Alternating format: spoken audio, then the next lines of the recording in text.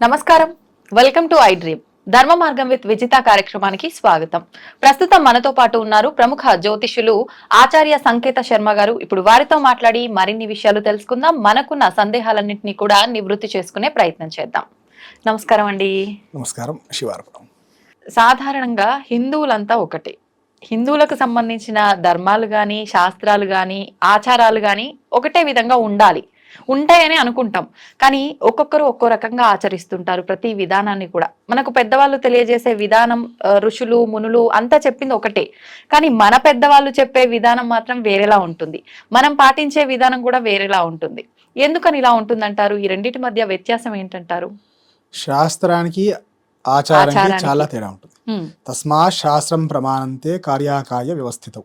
శాస్త్రం అనగా ఒక సూత్రం ఉంటుంది. ఆ సూత్రం ఆధారంగానే ఆ నిర్ణయించినటువంటి కార్యక్రమాలు నిర్ణయించినటువంటి సందర్భంగా ఆచరిస్తూ ఉండాలి. ఆచారం విషయానికి వచ్చేస్తే మనకు అనుకూలంగా మన సాంప్రదాయాన్ని బట్టి ఆచరించేటువంటివి. ఉదాహరణకు చెప్తే సత్యనారాయణ స్వామి వ్రతం అని చేస్తుంటాం ఇళ్ళలో, ప్రతి ఇంట్లో జరిగేటువంటిది.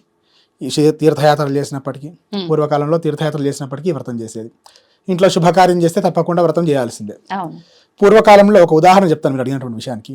పూర్వకాలంలో ఒకరింట్లో నిత్యం సత్యనారాయణ వ్రతం చేసేదట.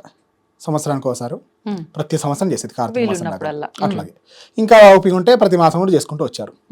అట్లా ఒక సందర్భంలో వాళ్ళకి చాలా వ్యవసాయదారు కుటుంబం, చాలా పాడి విశేషంగా ఉండేది. పాడి ఉంటే పాలు, పెరుగు, ఇంట్లో వెన్న, నెయ్యి ఇట్లాంటివి బాగా విశేషంగా ఉండేటువంటివి. ఆ ఇంట్లో పిల్లి తిరుగుతూ ఉండేది. సో ఈ సహజంగా ఇవి ఉన్నాయంటే ఆ వాసన పిల్లి వచ్చేస్తుంది. సో వీళ్ళు వ్రతానికి అంత సిద్ధం చేసుకున్న తర్వాత ఆ ఇంట్లో యజమాని ఏం చేసేవారంటే పిల్లిని పట్టుకోవచ్చు జాగ్రత్తగా ఒక గంప కింద పెట్టి, ఆ గంప దానిపై బోర్లేసి ఒక రాయి పెట్టి శ్రద్ధగా కూర్చొని వ్రతం చేసుకుంటూ వచ్చాడు.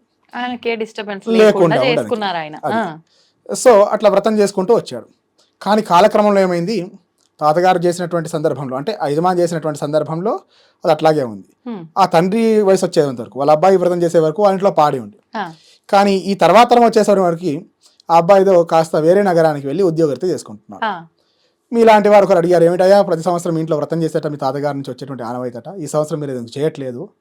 అదేంటి చాలా సంవత్సరాలు, మీ పెళ్ళి 10 సంవత్సరాలు అవుతుంది, ఎప్పుడు కూడా వ్రతం చేసినట్టు కనిపించలేదు, కనీసము వినలేదు అంటే, మా తాతగారు వ్రతం చేస్తే అండి పిల్లిని తీసుకొచ్చి ఒక గంప కింద పెట్టి కూర్చొని వ్రతం చేసేవాళ్ళు, ఆ పిల్లి నాకు ఇప్పుడు దొరకట్లేదు, అందుకే నేను మానేశాను అని చెప్పారు. వ్రతం చేయడం మానేశాడు. సో అక్కడ చేసినటువంటి సందర్భం ఏమిటి, వీరికి అంతే కదా, ఇప్పుడు కూర్చుంటే శ్రద్ధ లేకుండా ఉంటుంది. ఒకవేళ వ్రతం అనగానే పిండి వంటలు ఉంటాయి, ప్రసాదాలు ఉంటాయి, పాయసం ఉంటుంది, ఎక్కడ అది తింటుందో, తింటేమవుతుంది, మళ్ళీ ప్రసాదం పెట్టడానికి అవకాశం లేదు. వాడికి వేరే ఆహారం ఏర్పాటు చేసినప్పటికీ పిల్లి వాసన తాకినా మనం తినకూడదు అనుకుంటాం కనుక అట్లా చేసేది. శ్రద్ధ కలగాలి, స్వామివారిపై మనసు లగ్నం చేసి పూజ చేసుకోవాలనే భావంతో చేసేవాడు.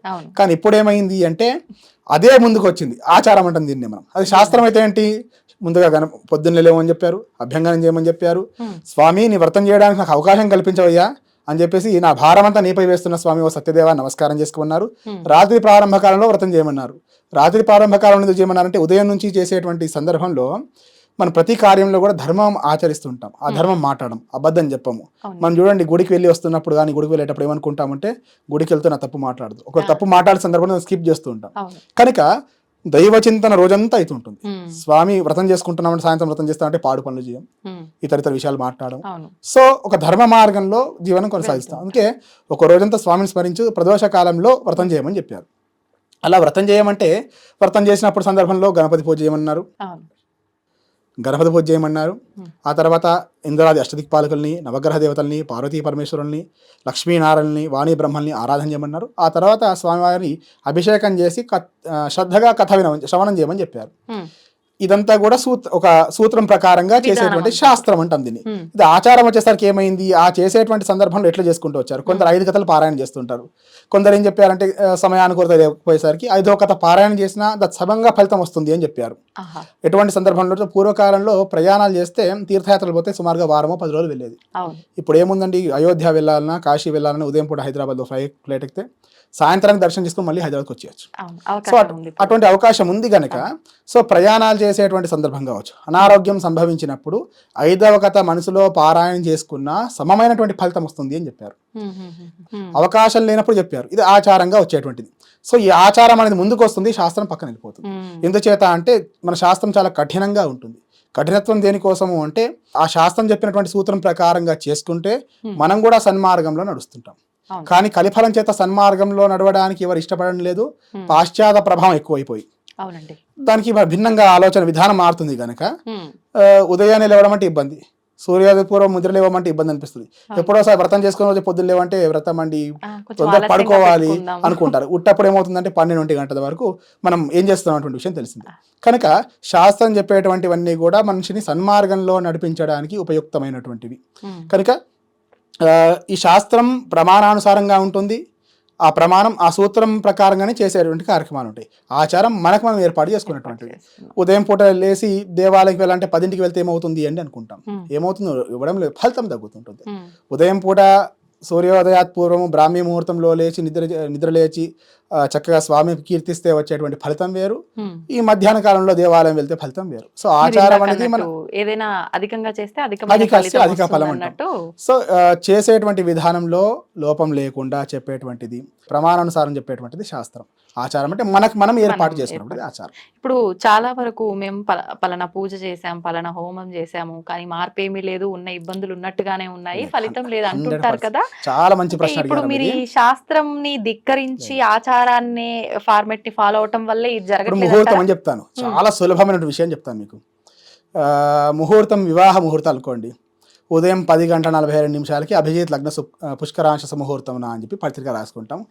పంతులు గారు ముహూర్తం జాగ్రత్తగా రాయండి ముహూర్తం అని చెప్పేసి అప్పుడున్న ఉత్సాహం పెళ్లి చేసేదాంట్లో ఉండదు. ఎందుకు ఉండదు అంటే ఫస్ట్ అబ్బాయి మండపంలో వచ్చినప్పటి నుంచి ఎదుర్కొన్నప్పటి నుంచి అక్కడ గంట సేపు కాలక్షేపానికి డాన్సులకే పోతుంది. సరే అబ్బాయి వచ్చి కూర్చున్నాడా పీటల్లో అంటే అమ్మాయి మేకప్ అవ్వదు 2 గంటల వరకు. విమర్శని కాదు, సహజంగా జరిగేటువంటి విషయాన్ని చెప్తాను, చిత్రీకరిస్తున్నాను అంతే. అదంతా వచ్చిన తర్వాత ఆ హడావడి మీద అంతా కూడా ఫోటోల మీద ఉన్నటువంటి ధ్యాస, అంటే మంత్రోక్తంగా చెప్పేటువంటి ఈ పూజా విషయాల మీద శ్రద్ధ ఉండదు. సరే వచ్చిరనుకోండి, నిజంగానే యజమానికి ఉంది శ్రద్ధగా చేస్తుంటే మధ్యలో కావాల్సినటువంటి విఐపి హడావిడి ఎక్కువ ఉంటుంది. వారు రాగానే వీళ్ళు లేచి ఇవ్వడం, వారితో ఫోటోలు దిగడం, ఆలోపు ముహూర్తం దాటిపోవడం. ఒక కారణమని కాదు, అనేక కారణాల చేత ఇబ్బంది పడుతుంది. ముహూర్తం లోపం జరిగినప్పుడు వచ్చేటువంటి ఇబ్బందులు అనేకం. ఇప్పుడు ముహూర్త విషయాన్ని మనం చెప్పుకుంటే ఉదయాన్నే లేచారు, పొద్దున్నే లేచారు, టిఫిన్ చేసుకున్నారు, 8 టిఫిన్ చేశారు, మధ్యాహ్నం భోజనం చేశారు, రాత్రి 8 భోజనం చేశారు, రోజంతా బాగుంది. ఉదయాన్నే లేవండి, లేచిన తర్వాత 8కే భోజనం చేయండి, ఏమవుతుంది ఆ తర్వాత అంతా శరీరం అంతా కూడా నీరస పడిపోతుంది. ఎందుకు ఎక్కువ తిన్నా అంతే కదండి. ఆ తర్వాత ఏం చేస్తా అంటే ఉత్తర కార్యక్రమాలు అంటే తర్వాత చేయాల్సినటువంటి కార్యక్రమాలు సరిగ్గా చేయలేము మనం. సో ఆ టైంకి ఏం చేయాలి, ఏదో అవసరం. ఒకవేళ మధ్యాహ్నం టిఫిన్ చేశారనుకోండి, అది సరిపోక ఏం చేస్తాము, యాక్టివ్నెస్ ఉండదు. సో ఏ సమయానికి ఏం చేయడం అనేది ముహూర్తం. ఉదాహరణ లౌకిక భాషలో చెప్పాను మీకు. సో ఏ టైంకి ఏం చేయాలి, ఆ ముహూర్త ప్రాయంగా చేస్తే వచ్చేటువంటి ఫలితాలు విశేషంగా అద్భుతంగా ఉంటాయి. ఇప్పుడు మీరన్నట్టుగా ఏదైనా కారణం కావచ్చు, ఆ ముహూర్త టైం అనేది దాటిపోతుంది, కరెక్ట్గా టైంకి ఎవరు చేయట్లేదు. అలా చేయకపోవడం వల్ల ఇప్పుడు వచ్చే ఈ డివోర్స్ కానివ్వండి, ఇంతకుముందు పాతకాలంలో చూస్తే కనుక ఎవరు విడిపోయినట్టుగా ఎక్కడ వినలేదండి. వాళ్ళు కాలం చేసే వరకు ఖచ్చితంగా జంటగా ఉన్న వాళ్ళనే చూసాం, ఇప్పటికీ ఉన్న వాళ్ళు ఉన్నారు. కానీ ఇప్పటి కాలంలో వాళ్ళు పెళ్ళైనాక నెల, 2 నెలల, 3 నెలల, 4 నెలల, అసలు ఎప్పుడు విడాకులు తీసుకుంటున్నారో అసలు చెప్పలేము. ఇంకా ఎక్కువైపోయింది సంఖ్య. ఇది ముహూర్త ప్రకారంగా జరగపోవడం వల్లే అంటారా, వ్యక్తిగత జాతకాల వల్ల ఏమైనా ఉందంటారా? రెండమ్మా, చాలా విశేషమైనటువంటి ప్రశ్న అడుగుతున్నారు మీరు. ఒకటి, జాతకాలు కలవని పక్షంలో చేసుకున్నటువంటి పెళ్ళిళ్ళు కూడా బాగున్నాయమ్మా పూర్వకాలంలో.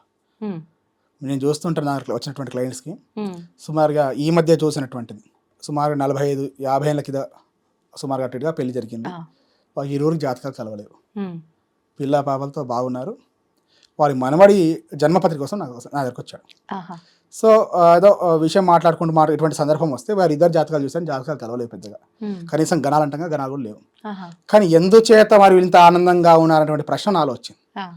అప్పుడు మనం ఉండేటువంటి లైఫ్ స్టైల్ వేరండి. ఓ పండుగ అయింది, నలుగురు భోజనం పెట్టదు ఇంట్లో, సూర్యోదయ పూర్వం నిద్రలేవడం, ఇల్లు వాకిలు చేసుకోవడం, ఆ తర్వాత నిత్య దేవతార్చన చేసుకోవడం, ఇంట్లో దీపారాధన చేయడం, నిత్య కర్మలు చేయడం, నైమిత్య కర్మలు చేయడం, ప్రతిరోజు ధర్మాచరణ జరిగేది. కనీసం రోజుకి ఒకరైనా ఇంట్లో భోజనం చేసేటువంటి సాంప్రదాయాలు ఉండేది. పూర్వకాలంలో పక్కూరికి వెళ్తున్నామంటే లేదా పొరుగురికి వెళ్తున్నామంటే అక్కడ తెలిసిన వాళ్ళు ఎవరైనా ఉంటే మధ్యాహ్నం వాళ్ళ ఇంటికి వెళ్ళి ఆశ్రయం పొంది భోజనం చేసి వచ్చేవారు. వచ్చినటువంటి వాళ్ళు కూడా ఎవరైనా గెస్ట్ వస్తే అతిథి మర్యాదలు సత్కారం చేసేది, అంత శ్రద్ధగా చేసేది. రాను రాను ఏమైపోయాయండి, నిజంగానే మీ ఇంట్లో ఉత్సాహం ఉందనుకోండి, లేదా మీరు నన్ను మీ ఇంటిని పిలిచారనుకోండి, ఫలానా వాళ్ళు వచ్చారు కావాల్సిన వాళ్ళని చెప్పేసి పెద్ద 5 స్టార్ హోటల్ తీసుకెళ్ళి అతిథి మర్యాదలు చేస్తారు. సో ఇంట్లో ధర్మకార్యం చేసేటువంటి సందర్భం లేదు. అంటే ఇంట్లో అన్నదానాలు చేస్తుంటాం. ఏ శుభకార్యం చేసినా ముందుగా కనిపించేది, ఇప్పుడు వినాయక చవితి చూడండి అన్నదానం అంటాం, దేవి నవరాత్రులు అన్నదానం అంటుంటాం, ఇంట్లో వ్రతం చేసుకుని నలుగురు భోజనం పెట్టాలి అంటుంటాం, పెళ్లి చేస్తే అన్నదానం చేస్తుంటాం, దానం చేస్తుంటాం. దానం వల్ల వచ్చేటువంటి ఫలితం విశేషమైనటువంటిది. ఒకవేళ నిజంగానే జాతకాలు కలవలేవు, గ్రహ ప్రభావాలన, మనిషికి ఉన్నటువంటి గొప్ప అదృష్టము, గొప్ప వరం ఏమిటయ్యా అంటే నీ జాతకాన్ని నువ్వు మార్చుకునేటువంటి అధికారము సంపూర్ణంగా నీ చేతుల్లో ఉంది. కేవలం అనేక జీవరాశులకి లేనటువంటి ఏకైక వరం ఏమిటి మనిషికి ఉందంటే మన జాతకాన్ని మనం మార్చుకునేటువంటి శక్తి ఈశ్వరుడు మనకి ఇవ్వడం.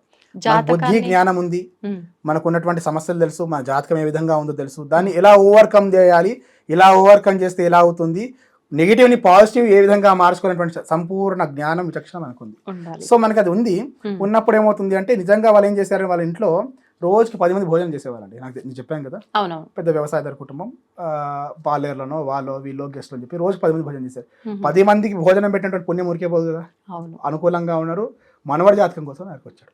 సో ఏమవుతుంది అంటే మనం ఎప్పుడైతే లైఫ్ స్టైల్ మార్చుకున్నామో, ఇప్పుడు నిత్యకర్మలు లేవు, రోజు ప్రాతకాలం లేసి దీపారాధన చేసేవాడు లేదు. పూర్వకాలంలో ఎందుకంటే చాలా కుటుంబాలు ఇప్పటికీ స్నానం చేసి వంటశాలలోకి వెళ్ళరు, అది లేదు. నిజంగానే బంధువులు వస్తారంటే వారికి బయటికి తీసుకెళ్లి భోజనం చేయడం, పెద్దవాళ్ళకి కాళ్ళకు నమస్కారం చేసేవాడే లేదు. స్త్రీలు ఇంట్లో సలక్షణంగా అంటే కాళ్ళకు పసుపు రాసుకొని చక్కగా శిఖముడి వేసుకొని ఉండమని చెప్తారు. అటువంటి సాంప్రదాయాలు లేవు. ఇంకెందుకు దేవాలయకి వచ్చినా వెంట్రుకలతో విరిపోసుకొని వస్తున్నారు. సో ఇవన్నీ కూడా మనం లైఫ్ స్టైల్ ఎప్పుడైతే మారుకుంటూ వచ్చిందో అప్పుడు నెగిటివ్ ప్రభావం పెరుగుతుంది. దాంతోపాటు పెద్దవాళ్ళ పట్ల భక్తి, గౌరవం, మర్యాదలు ఉన్నప్పుడు ఆ సాంప్రదాయం ఇంకోలాగా ఉండేది. అవన్నీ పోయాయి. ఎవరి ఆలోచన విధానము, సో ఈ న్యూక్లియర్ ఫ్యామిలీ అనేటువంటి వ్యవస్థ వచ్చింది. సో వసుదైక కుటుంబకం అని చెప్పారు భారతదేశాన్ని. అంతా దేశమంతా నా పరివారం అని చెప్పేటువంటి సాంప్రదాయం అనేది. ఇప్పుడు మన కుటుంబంలోనే మన న్యూక్లియర్ ఫ్యామిలీ మనం విడిపోయేటువంటి ఏర్పాట్లు చేసుకుంటున్నాం. పాశ్చాత్యం చూసి ఇన్స్పైర్ అవుతున్నాం. వాళ్ళు ఏం చేస్తున్నారు, మన ధర్మాన్ని ఆచరించే ప్రయత్నం వాళ్ళు చేస్తున్నారు, మనం వారిని చూసి ఇన్స్పైర్ మన మీద కొత్తదనం అలవాటు చేసుకుంటున్నాం. కనుక ఈ లైఫ్ స్టైల్లో మార్పులే కారణం దీనికి ప్రధానంగా. నిజంగా జాతకంలో దోషం ఉంటే పరిహారాలు చెప్పబడ్డాయి, అనేక పరిహారాలు చేయమని చెప్పారు. ఆ పరిహారాలు చేసుకుంటే దాని నుంచి ఉపశమనం పొందొచ్చు, ఉపశమనం పొందడంలో లేదు. మీరు చెప్పారు ఇప్పుడు చాలా మంది పూజలు చేసామండి, వ్రతాలు చేశారు, జపాలు చేశారు, ఫలించడం లేదు. దీక్షగా చెయ్యి, శ్రద్ధగా చెయ్యి. ఇప్పుడు వ్రతం చేస్తారు, లేదా మీరు అన్నట్టుగా జాతకంలో దోషం ఉంటే ప్రాయశ్చిత్తం చేసుకున్నాడు, దీక్షగా ఉండాలి. భోజనం చేసిన వెంటనే శరీరానికి శక్తి రాదు, ఇట్ టేక్స్ టైం. సో అట్లాగే వ్రతం చేసినా, యాగం చేసినా, జపం ద్వారా వచ్చేటువంటి శక్తి కొంత సమయం పడుతుంది. ఆ టైం కల్లా మీరంతా నెగిటివ్ వెళ్ళిపోతారు. అప్పుడే మాంసం తింటారు, మద్యం సేవిస్తుంటారు, దాని ద్వారా క్రూరత్వం పెరుగుతుంది. క్రూరత్వం పెరిగితే విపరీత చేష్టలను చేస్తుంటారు. సో ఆ ఫలితం వచ్చేంత సమయం కూడా నిష్ఠగా లేకుండా ఉంటున్నాం మనం. అంటే మనం ఏదో ఒకటి ఆశించి మనం పూజ చేస్తున్నాము అంటే మనం ఆశించింది ఒక కోరిక ఏదో కోరుకున్నానే అనుకోండి, ఆ కోరిక నెరవేరేదాకా నేను ఖచ్చితంగా నియమాలు పాటించాలా, కొంత కాల పరిమితి ఏదైనా పెట్టుకొని ఇక్కడి వరకు నాకు కోరిక నెరవేరాలనుకుంటున్నాను అని చెప్పి అలా పెట్టుకొని అప్పటి వరకు నియమంతో ఉండాలంటారా? కోరిక కోసం చేసేటువంటిది వేరు, దోషంగా ఉన్నటువంటి వాడు చేయడం వేరు. దోషం సంభవించింది అంటే వాడు దుష్కర్మను అనుభవిస్తున్నాడు అని అర్థం. ఆ దుష్కర్మకి కారణం ఏమిటి మనం తెలుసుకొని ఆ జాతక రూపంలో, దోషం రూపంలో జాతకంలో ఏర్పడితే దానికి పరిహారం చేసుకుంటాం. ఏదైనా ముందు చెప్పేది సన్మార్గంలో ధర్మ మార్గంలో నడువు అని చెప్తాం మనం. ధర్మ మార్గంలో నడిస్తే వచ్చేటువంటి అనేక ఇబ్బంది నుంచి బయటపడుతుంటాం. మీరు చూడండి, గోసేవ చేసేటువంటి గోపాలకులు ఉంటారు, వాళ్ళు ఎప్పుడూ యాగం చేసుకోరు, ప్రశాంతంగా జీవనం చేస్తారు. సరే మనలాగా వాడు కోట్లు సంపాదించకపోవచ్చు, మనం సంపాదించిన తృప్తిగా తినేటువంటి యోగం లేకపోవచ్చు. వందలాది మంది ఉన్నారండి, శరీరం అంతా వ్యాధిగ్రస్తమై 1000 కోట్లు సంపాదించినా తృప్తిగా భోజనం చేయనటువంటి పరిస్థితి. వాడు 3 పూట్ల భోజనం చేస్తాడు, చక్కగా గో సేవ చేస్తుంటాడు, అంటే ప్రశాంతంగా ఉంటున్నారు. ఎందుకు చేత అంటే వాళ్ళకి సమయానికి కర్మలు చేసుకుంటూ పోతున్నారు. మీరు గత 10-15 సంవత్సరాల క్రితం అంటే ఇన్ని శాంతులు చేసేటువంటి సందర్భాలు లేవు, ఇన్ని జపాలు చేసేటువంటి సందర్భాలు లేవు. ఇప్పుడు ప్రతిదానికి శాంతులు, జపాలు, యాగాలు, నిత్య నైమిత్తిక కర్మలు పోయాయి. అంటే ఇంట్లో ఏకాదశి ఉపవాసం చేసేవాడు లేడు, అట్లాగే పౌర్ణమి వస్తే వ్రతం చేసేవాడు లేడు, శివరాత్రి వస్తే శివాలయం వెళ్ళేటువంటి వాడు వెళ్తున్నారు. ఎట్లా వెళ్తున్నారు అంటే భయంతో వెళ్తున్నారు, భక్తి లోపించింది అక్కడ. వెళ్ళకపోతే ఏమవుతుందో అనేటువంటి భావన, ఆ భయం చేత వెళ్తున్నారు తప్ప ధర్మ మార్గంలో నడిచినప్పుడు జాతక ప్రభావం 100% చెప్తుంది. 100% ఏం చెప్తుంది అంటే చేసినటువంటి దుష్కర్మల ప్రభావం అంతా కూడా తగ్గిపోతుంది. సో దోష ప్రభావం కూడా ధర్మ మార్గంలో నడిచేటువంటి వాడిపై ప్రభావం తగ్గుతుంది. అధర్మంగా అన్యాయార్జిత విత్తం 10 వర్షాన్ని అథవా 12 వర్షాన్ని సమూలం వినశ్యతి అంటాం. డబ్బులు సంపాదించుకోవడానికి అనేక మార్గాలు చూస్తుంటాడు. అన్యాయంగా డబ్బులు సంపాదించే ప్రయత్నం చేస్తారు. సంపాదిస్తుంటారు, ఏమవుతుంది, కొంతకాలానికి 10 వర్షాన్ని అథవా 12 వర్షాన్ని 10 సంవత్సరాల్లో 12 సంవత్సరాలు దాని భోగం అనుభవిస్తుంటాడు వాడు విపరీతంగా. ఆ 12 సంవత్సరాల తర్వాత సమూలం వినశ్యతి ఏం చెప్తుంది శాస్త్రం, పూర్తిగా నశిస్తుందంట. మనం అనుకుంటాం వీడు అన్యాయం చేశాడు, అయినా డబ్బులు బాగా సంపాదిస్తున్నాడు, సో మనం కూడా అటువైపు వెళ్తే బాగుంటుందేమో అని చెప్పి ధర్మ మార్గంలో నడిచేటువంటి వాడు కూడా బుద్ధి మార్చుకొని ఆ మార్గంలో వెళ్ళేటువంటి వాళ్ళు చాలా మంది చూస్తున్నారు. నేను బాగున్నప్పుడు కష్టాలు వచ్చాయండి, ఎప్పుడైతే ఈ మార్గంలోకి వచ్చేసాను ప్రశాంతంగా డబ్బులు సంపాదించగలుగుతున్నా అని చెప్తున్నారు. కానీ దాని ద్వారా వచ్చేటువంటి ఎప్పుడు అనుభవిస్తామంటే మనం వింటుంటాం చూడండి, వాడు బాగా డబ్బులు సంపాదించాడు, అన్యాయంగా సంపాదించాడు కాబట్టి వాడు పిల్లలు పాడయ్యారు అంటే వింటుంటాం. చాలా ఇబ్బందులు అండి, ఒకరు సరిగా నడవలేక, ఒకరు మాట్లాడలేక, అంతే కదండి. ఇప్పుడు ప్రముఖుల అంటే అట్లా అన్యాయంగా సంపాదించినటువంటి చాలా మంది వీళ్ళల్లో జరుగుతున్నటువంటి ఇబ్బందులు ఇవి. దానికి ఎన్ని కర్మలు చేసుకుంటే, ఒక హోమమో జపమో పూజ చేసుకుంటే ఏం ఫలితం వస్తుంది? చేసినటువంటి దుష్కర్మ పీడ ఎంత ఉందో దానికి తగినటువంటి పరిహారం చేయట్లేదు. ఏమనుకుంటారు ఆ కార్యక్రమాల్లో హడావిడి ఏంటంటే, ఎంత డబ్బు ఎక్కువ ఖర్చు చేసి ఎంత వైభవంగా చేస్తే అంత పుణ్యం అనుకుంటాడు. వీటికి భక్తి లేదు అక్కడ. ఎంత ఆడంబరంగా చేయాలి, ఎంతమంది ఋత్వికులతో చేయాలనుకుంటారు తప్ప ఎంత శ్రద్ధగా నేను కూర్చోవాలనుకోడు అక్కడ. సో ఋత్వికులు చేసినటువంటి ఫలితం నీకు రావాలంటే నీకు శ్రద్ధాభక్తి ప్రధానం కదా. ఆ శ్రద్ధగా నువ్వు కూర్చున్నప్పుడు కదా నీకు ఫలితం వచ్చేది. సో ఇవన్నీ కూడా లైఫ్ స్టైల్ చాలా మార్పులు జరుగుతున్నాయి. మన ఆలోచన విధానం మారుతుంది.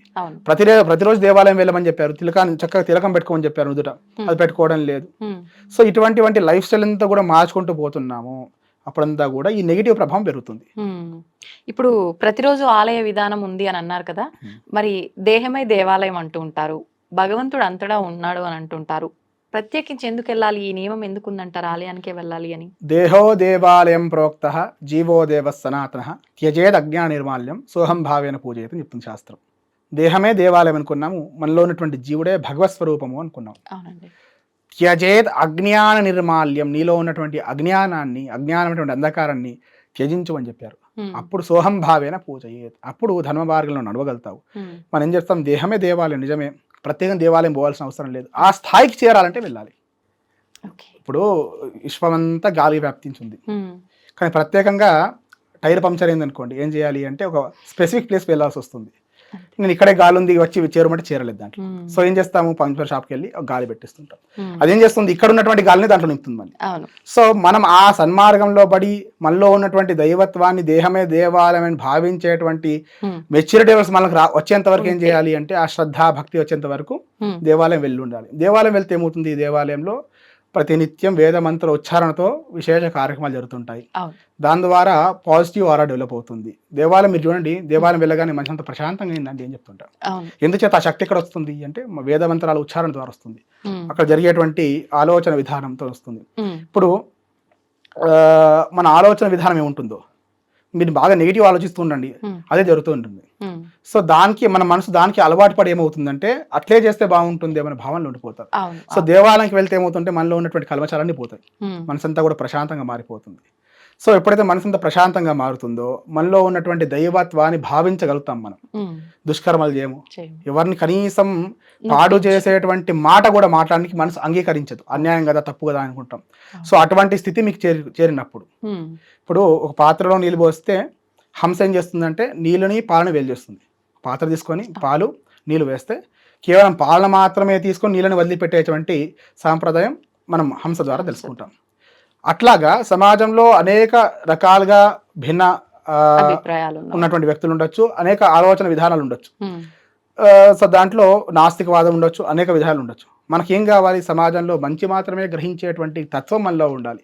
ప్రధానికి మనం ఆకర్షితులై ప్రధాని వెంటపోయి ఎటువంటి ఇబ్బంది పడేదానికన్నా ఎప్పుడైతే సన్మార్గాన్ని ఎంచుకుంటామో మనకు జీవనానికి గల కారణం ఏమిటి, ఏ విధంగా మనం ఈ జీవనం కొనసాగిస్తే మనం మోక్ష సాధన చేసుకోగలుగుతాము, మళ్ళీ పుట్టవలసినటువంటి అవసరం రాకుండా ఏ విధంగా అయితే సన్మార్గంలో పడాలనుకుంటామో అవన్నీ ఆచరించినప్పుడు నీ దేహమే దేవాలయము, అది గమనించేటువంటి స్థితి మీకు అప్పుడు వస్తుంది. అప్పటిదాకా దేవాలయంకి వెళ్ళాల్సింది, చేసేటువంటి కర్మలు చేసుకోవాల్సింది. అప్పుడు అట్లా ఆ స్థితి వచ్చింది అంటే మీరు యోగి మారినట్టు. నిజంగా అంత స్థితి వచ్చింది అని అంటే అసలు ఇంకా వాళ్ళు మోక్షమే పొందొచ్చు, బాహ్య ప్రపంచంతో సంబంధం సంబంధం లేదు. అయితే ఇప్పుడు మనం అనుకున్నాము ఆలయానికి వెళ్ళటం వల్ల మనశ్శాంతి ఉంటుంది, మనలో ఉన్న దుర్గుణాలన్నీ బయటికి వెళ్ళిపోవటానికి ఒక అవకాశం ఉంటుంది అని చెప్పి. ఆలయం అనగానే కూడా మనకు ఒకటే రకంగా భావించలేము. ప్రతిష్ఠించినవి ఉంటాయి, స్వయంభూ ఉంటాయి, దేవతలే ప్రతిష్ఠించినవి ఉంటాయి, రకరకాలుగా ఉంటాయి. ప్రతి ఆలయంలో కూడా అంతే పాజిటివ్ ఆరా ఉంటుందంటారా? ఈ సమాజంలో తప్పకుండా అందరూ చూడాల్సినటువంటి విషయం ఇది. ఎందుకంటే గమనించాల్సింది ఏంటంటే, పూర్వకాలంలో ఋషులు తపోఫలం చేత దేవాలయం నిర్మాణం చేశారు, అక్కడ ఉన్నటువంటి పవర్ వేరండి. ఈ మధ్య దేవాలయం నిర్మాణం చేస్తున్నారు, నిర్మాణం చేయకూడదన్న ఉద్దేశం ఏమాత్రం లేదు. కానీ దేవాలయం చక్కగా నిర్మాణం చేయవచ్చు, అంతకు మించినటువంటి ప్రాకారాలు కట్టవచ్చు, కొన్ని కోట్లు ఖర్చు పెట్టి ఆ రాళ్లతో కట్టవచ్చు, దేవాలయంతో నిర్మాణం చేయొచ్చు. కానీ దాంట్లో శక్తిని ధారపోయలేదు. అక్కడ శక్తిని ధారపోస్తే, ఇప్పుడు ఋషులు జీవితాలు త్యాగం చేసి అనుష్ఠాన బలం ధారపోసారు అక్కడ. అటువంటి దేవాలయాల్లో వెళ్తే వచ్చేటువంటి మానసిక ప్రశాంతత వేరు, ఆ ఉత్సాహం వేరు, ఆధ్యాత్మిక ఉత్సాహం వేరుగా ఉంటుంది. ఇప్పుడు దేవాలయం కడతారు, ఏముందండి మీ ఇంటి పక్కన సీసీతో ఎట్లా అయితే మనం గోడలు కట్టుకుంటాము అటువంటి గోడలు కడుతున్నారు. కానీ దైవీయమైనటువంటి అంటే మనకు నచ్చిన విధంగా మన ఇంటి దగ్గరలో మనం ఎట్లయితే ఇల్లు అయితే సిమెంట్తో నిర్మాణం చేసుకుంటున్నామో అట్లా నిర్మాణం చేస్తున్నారు, అనేక దేవతా మూర్తుల్ని చిత్రీకరిస్తున్నారు. కానీ అక్కడ శక్తి లోపిస్తుంది. దేవాలయం కావాల్సినటువంటి రూపురేఖలు అంతా కూడా ప్రాకారాలు బాగా వైభవంగా కడుతున్నాం, కానీ అది లాంగ్ లాస్టింగ్ కాదు. ఎప్పుడో యుగాల నాటి కట్టినటువంటి దేవాలయాలు ఇంకా సజీవంగా మన కంటికి కనిపిస్తూనే ఉన్నాయి. అంత టెక్నాలజీ లేనటువంటి సందర్భంలో అనేక దేవాలయాల శిల్పాలు చూడండి, అద్భుతంగా చిత్రీకరించారు. ఇప్పుడు మిషన్తో కూడా అంత సాధ్యపడేటువంటివి కావు. ఇవన్నీ కూడా తపోశక్తి చేసినటువంటివి. కాబట్టి ఆ దేవాలయంలో ఒక రాయి తీసుకొని దేవతామూర్తి తీసుకొచ్చి అక్కడ పెట్టారు. అప్పుడు దాంట్లో జీవం లేదు. సో ఆ ఉన్నటువంటి దేవతా లక్షణాలను బట్టి ఈ దేవాలయం, ఈ దేవతామూర్తి అని చెప్పుకోగలుగుతాం మనం. ఎప్పుడైతే యంత్రానికి అనుసంధానమై ప్రతిష్ఠ చేస్తారో, ప్రాణ ప్రతిష్ఠ అంటామండి. ఆ ప్రాణ ప్రతిష్ఠ చేసినప్పుడు ఏమవుతుందంటే, యంత్రం ద్వారా వచ్చేటువంటి శక్తి బింబంలో జరుగుతుంది, విగ్రహంలో జరుగుతుంది. అప్పుడు దాంట్లో చైతన్యత వస్తుంది. అప్పుడు మనం చెప్పేటువంటి విషయాన్ని స్వామి గ్రహించి మనకు అనుగ్రహించేవాడు అవుతాడు. ఇప్పుడేమవుతుంది, అసలు మన దగ్గరే శక్తి లేదు, సాధన చేసేటువంటి ఓపిక అసలే లేదు, మన యంత్ర స్థాపన చేయట్లేదు చేస్తున్నారు, కానీ దాంట్లో శక్తి ఎక్కడిది అని నేను అంటున్నాను. సో కాస్మిక్ పవర్ ని గ్రాస్ప్ చేసుకోగలగాలి యంత్రం అనేది. సిమ్ కార్డ్ చూడండి, వెనకాల ఒక చిన్నగా రాగి రేకుంటుంది. ఏం చేస్తుంది అంటే, శాటిలైట్ ద్వారా వచ్చేటువంటి సిగ్నల్స్ ని గ్రాస్ప్ చేసుకొని ఇస్తుంటుంది. సో యంత్రం కూడా అటువంటి కాస్మిక్ పవర్ ని తీసుకొని ఆ బింబంలో పాస్ చేసి అక్కడి నుంచి ఆ దేవతామూర్తికి చైతన్యాన్ని ఇచ్చి గర్భాలయంలో ఉన్నటువంటి దేవుణ్ణి చూస్తే మనం చెప్పేటువంటి విషయాన్ని వారు గ్రహించి, మన మనసులో ఉన్నటువంటి మాటని స్వామివారి గ్రహించి సాక్షాత్ స్వామివారికి చెప్తున్నటువంటి భావంతో ఉంటాం. ఆ బింబంలో కూడా శక్తి ఉంటుంది, గ్రహించి మనకు సకాలంలో మనకున్నటువంటి కోరికలు నెరవేరుతాయి. అటువంటి అనుభవాలు వందల మందికి ఉన్నాయి. కానీ ఇప్పుడు ఉన్నటువంటి దేవాలయాలు, ఇప్పుడు నిర్మించేటువంటి వాటిల్లో అవి లోపించడం గల కారణం ఏమిటి అంటే, అంత శ్రద్ధాభక్తులతో అంత శక్తి ధారబోసి యంత్ర స్థాపన చేయట్లేదు. రెండవది, ఆ చేసినంత మాత్రం సరిపోదు. మనం ఏం చేస్తుంటాం, మొబైల్ వాడుతుంటాం, ఛార్జింగ్ పెడతాం, వాడినా కొద్దీ రీఛార్జ్ మళ్ళీ ఛార్జింగ్ పెట్టి రీఛార్జ్ చేస్తుంటారు. సో దేవాలయాల్లో మాసోత్సవాలు, పక్షోత్సవాలని, మాసోత్సవాలని, ఆయనోత్సవాలని, బ్రహ్మోత్సవాలని ఇవన్నీ పెట్టారు. చేసిన సమయంలో భక్తులు వచ్చి వెళ్ళిపోయారు. అక్కడ ఏమవుతుంది అంటే కొంత పాజిటివ్ ఎనర్జీ లోపిస్తుంటుంది. సో ఇవన్నీ చేసి యజ్ఞయాల క్రతువులు చేసి వైదిక కార్యక్రమాలను చేసి దాంట్లో మళ్ళీ పాజిటివ్నెస్ తీసుకొస్తారు. సో అట్లా ఆ ఫస్ట్ ఇనిషియల్ స్టేజ్ లోనే పాజిటివ్ ఎనర్జీ ఎక్కువ ధార వేయలేకపోయాం. తర్వాత అసలు ఏం చేయట్లేదు, ఈ ఉత్సవాలే కనిపించకుండా పోతుంది. ఏదో దేవాలయం నిర్మాణం చేస్తున్నాం, మళ్ళీ సంవత్సరానికి ఒకసారి ఉత్సవం చేస్తున్నాం, తర్వాత పక్కన కనీసం దేవాలయం వెళ్ళి ధూపదీప నైవేద్యం పెట్టేటువంటి అర్చకుడే లేకుండా పోతున్నాడు. సో అటువంటి ఉన్నప్పుడు ఆ పాజిటివ్ ఎనర్జీ రాకుండా పోతుంది. మీరు చెప్పినప్పుడు దేవతలకి ఏం కర్మ అనేది దేవాలయ ప్రతిష్ఠ చేయాల్సిన సందర్భం వచ్చింది అంటే, దాని ద్వారా దేవాలయాలు ఒక విజ్ఞాన కేంద్రాలుగా ఉండేటువంటి దేవాలయాలు అయితే నవగ్రహాలు కనిపిస్తాయి. నవగ్రహాలు అంటే మన ఎప్పుడైతే సైంటిస్ట్ చెప్పకన్నా ముందే మన సనాతన ధర్మంలో నవగ్రహాలు మనపై ప్రభావం చూపిస్తాయని చెప్పగలిగాం మనం. సూర్యుడు, చంద్రుడు ఏంటి, కుజుడు ఏంటి, బుధుడు ఏంటి, గురువు, శుక్ర, శని, రాహుకేతుడు ఏంటి అని విగ్రహ రూపంలో అక్కడ కనిపిస్తున్నాయి కదా మనకి. అదొకటి. రెండవది, శిల్పశాస్త్రం చూడండి, ఏ దేవాలయం సంబంధించింది అద్భుతంగా ఉంటుంది. సో జియోమెట్రీ అక్కడ నేర్చుకోగలిగాము, ఈ క్యాల్కులేషన్ పార్ట్ నేర్చుకోగలిగాము. ఇవన్నీ కూడా విజ్ఞాన కేంద్రాలుగా ఉండేటువంటివి. దేవాలయం అన్నదానం చేస్తాం, సేవాభావం. మీరు ఇవన్నీ కూడా మానవుడు ఎవరైతే ఉంటారో వాడు సంస్కారవంతుడు కావాలంటే నిత్యం దేవాలయం పోవాల్సిందే. దేవాలయం వెళ్ళాలంటే ప్రత్యేకంగా ఎవరు నేర్పించారు. అక్కడ దేవాలయం వెళ్ళి కూర్చుంటే చాలు, ఆటోమేటిక్గా బుద్ధి మారిపోతుంది, లక్షణం మారిపోతుంది. సో ఇప్పుడు జరిగేటువంటి దేవాలయంలో నిత్య కర్మలు జరిగితే, లేదా మనకున్నటువంటి వైదిక పరమైనటువంటి ఉత్సవాలు నిత్యం జరిగితే ఆ శక్తి ఇప్పుడు దాంట్లో వస్తుంది.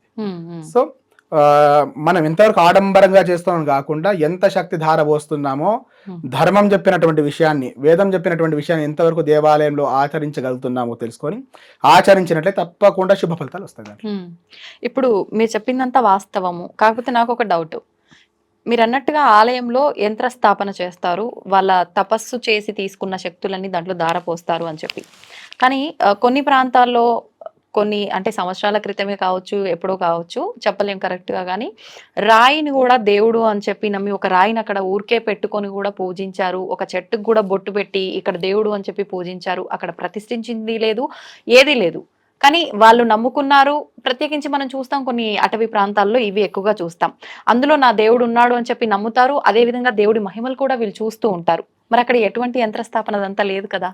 ఒక 100 రాళ్ళల్లో ఒక రాయి చూస్ చేసుకోవాలంటే జీవంగా ఉన్నటువంటి బుద్ధి జ్ఞానం ఉండేటువంటి వ్యక్తికి, విచక్షణ ఉన్నటువంటి వ్యక్తికి ఆ రాయి అంటే పూర్తిగా కదలేనటువంటి స్థితిలో ఉన్నటువంటి రాయి చూస్ చేసుకున్నాం అనుకోండి, మనం ఇన్ఫ్లుయెన్స్ చేసింది అంటే ఏదో పవర్ దాంట్లో ఉన్నట్టు.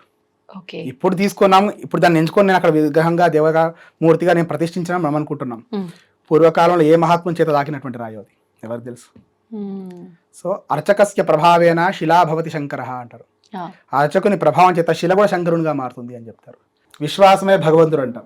సంపూర్ణ విశ్వాసం చేత ఆ శిలను తీసుకొచ్చి ప్రతిష్ఠించి, స్వామి భగవంతుడా నువ్వే, నిన్ను దీంట్లోనే చూసుకుంటున్నాను, నాకు ఈ రూపంలో అనుగ్రహించడం అంటే భగవత్ లీలలు చాలా విశేషమైనటువంటివి.